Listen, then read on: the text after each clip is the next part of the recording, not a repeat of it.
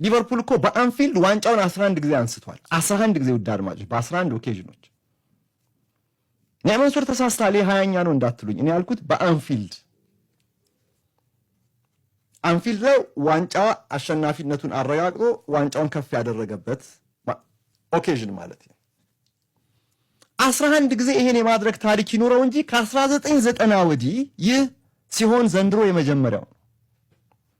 ክሎፕ እንኳን ይሄን እድል አላገኙ። የሊቨርፑል ደጋፊዎች አሁን የአየር ሁኔታ ትንበያውንም ሳያዩ አይቀሩም። ድግስ የሚያበላሽ ዝናብ አይኖርም። የድባቡን ቀይነት የሚያጠይም ጥቁር ጭስም አይጨስም። ቀኑ ቀይ ሆኖ ይውላል ብሎ ነው የሚጠብቁት። ቢጨስ ቀይ ጭስ ነው፣ ቢዘመር ዩል ኔቨር ዎክ አሎን ነው፣ ቢደመጥ የስካውዘር የንግግር ቅላጼ ነው፣ ቢውለበለብ የወፏ ባንዲራ። በቃ እሁድ የነርሱ ናት። ብቻቻ 1 ነጥብ ትገኝ። በ1990 ኪፒአርን አሸንፈው 2-1 አሸንፈው ይህንን ፓርቲ በደገሱ ጊዜ ያኔ የተወለደ ልጅ ዛሬ እድሜው 35 ደርሷል። አንድ ጊዜም በአንፊልድ ይሄንን ነገር ሳያይ ከዚያ በኋላ በአንፊልድ ደጋፊዎች ፊት አሸናፊ ዋንጫ ያነሳው ሊቨርፑል 1 ጊዜ ነው፣ እርሱም በመጥፎ ሰዓት። ከዛ በፊት ውድ አድማጮች በአንፊልድ ሌላ ቡድን ነው ግን 1995 ላይ ሻምፒዮን መሆኑን አረጋግጦ ዋንጫውን ከፍ ያደረገው ማን? ብላክበርን ሮቨርስ 1995 ላይ። የክሎፕ ታላቅ ቡድን ይህንን ታሪክ ሳያይ አምልጦታል። የርገን በዚህ እንደሚቆጩ ይናገራሉ።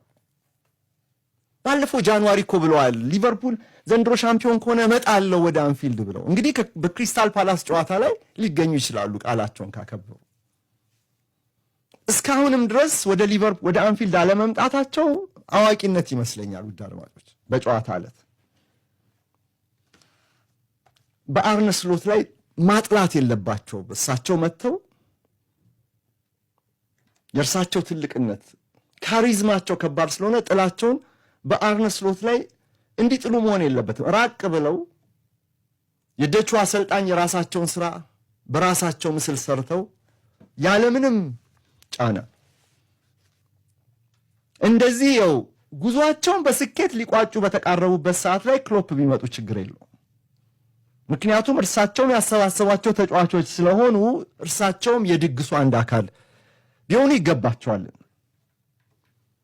ግን ያን ቀን በሊቨርፑል ሻምፒዮንነት የሊቨርፑል ቤተሰብ ስለሆኑ የሚደሰቱትን ያህል ይህንን የመሰለ እንግዲህ 55,000 ገደማ የሊቨርፑል ደጋፊዎች የተቀረው እንግዲህ ለእንግዳ ቡድን የሚሰጠው ወንበር ነው ብንል እንኳን ከ61,000 55,000 56,000 ገደማ የሊቨርፑል ደጋፊ ባለበት ዋንጫውን በጩኸት የሚያነሱበት ያንን እድል ማጣታቸው ሁሌም ሲያስቆጫቸው እንደሚኖር አልጠራጠርም። በዛ ቀንም ከመጡ የርገን ያንን ማሰባቸው አይቀርም፣ ስለዛ መጠየቃቸውም አይቀርም።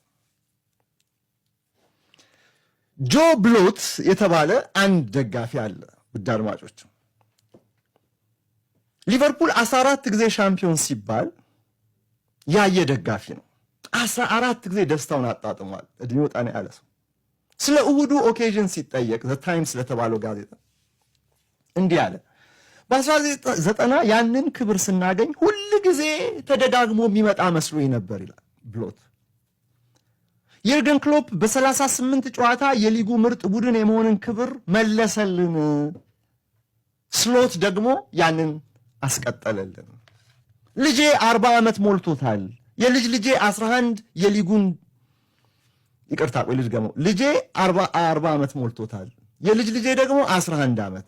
የሊጉን ድል ከነርሱ ጋር ማክበሬ ለኔ ድንቅ ነገር ነው። በ60ዎቹ ዕድሜ ላይ ሆኜ የ20ዎቹን ዕድሜ ደስታ መልሶልኛል ይላል ብሎት።